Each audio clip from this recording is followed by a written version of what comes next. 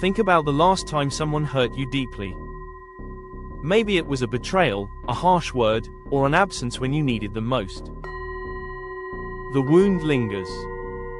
Even when you tell yourself you've moved on, a small spark of anger or sadness still flickers inside. That's the psychology of forgiveness, why letting go is so hard, even when we know it would set us free. And here's the promise. In this video, you'll learn what forgiveness truly means, and what it doesn't, why our brains and emotions resist it, and how psychology can guide us toward genuine healing. By the end, you may see forgiveness not as surrender, but as liberation. Forgiveness is often misunderstood.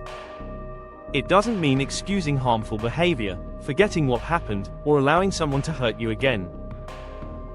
Psychologists define forgiveness as a conscious choice to release resentment and the desire for revenge. It's an inner shift. What forgiveness is not, it's not reconciliation. You can forgive without restoring a relationship. It's not weakness, studies show it takes enormous strength. It's not instant, it's a process, often layered and nonlinear. The truth is, forgiveness is less about the other person, and more about freeing yourself from the prison of bitterness. Why does letting go feel so impossible? Let's dive into the mind. The brain's alarm system neuroscience shows that when we're hurt, the amygdala, the brain's threat detector, lights up. Forgiveness feels unsafe because our brain equates release with vulnerability. Justice and fairness bias our minds are wired to seek fairness.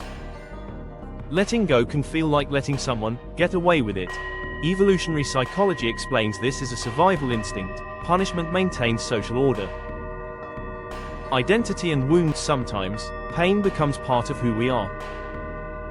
I was betrayed becomes a core story.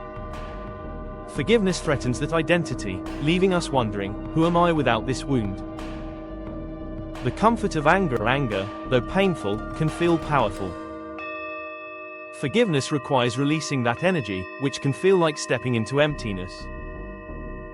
What you're about to learn may change how you see your own pain. Sometimes holding on isn't about them, it's about protecting you. Let me share a story. James, a young man, was devastated when his business partner betrayed him, stealing money and leaving him bankrupt. For years, James carried rage. He replayed the betrayal every night, whispering curses into the darkness. One day, his therapist asked, "Who suffers most each time you replay this story, him or you?" That question shifted everything. James realized forgiveness wasn't saying what happened was okay. It was choosing to no longer let the betrayal dictate his present.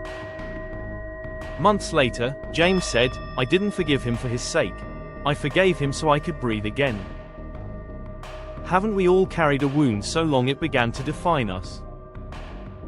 Research by psychologist Dr. Robert Enright, often called the father of forgiveness research, shows that forgiveness interventions reduce stress, anxiety, and depression.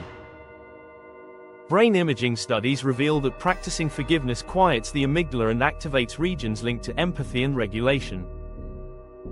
Harvard studies connect forgiveness with improved sleep, lower blood pressure, and even better immune function. In other words, letting go literally heals the body as well as the soul. But psychology also warns, forced or premature forgiveness can backfire. Healing requires acknowledging the hurt fully before release.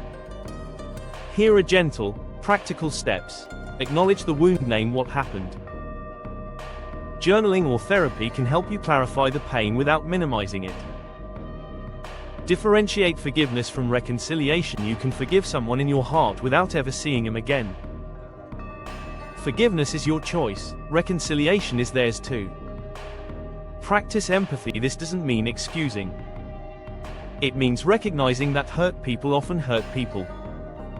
Empathy loosens the grip of anger.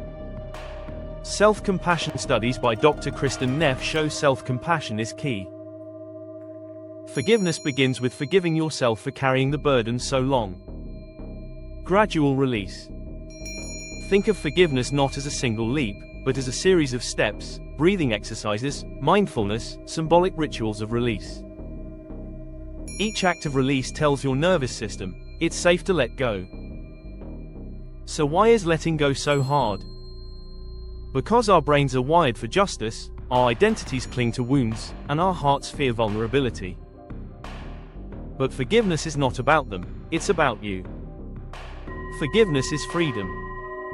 It's the quiet courage to say, this pain will not be my prison.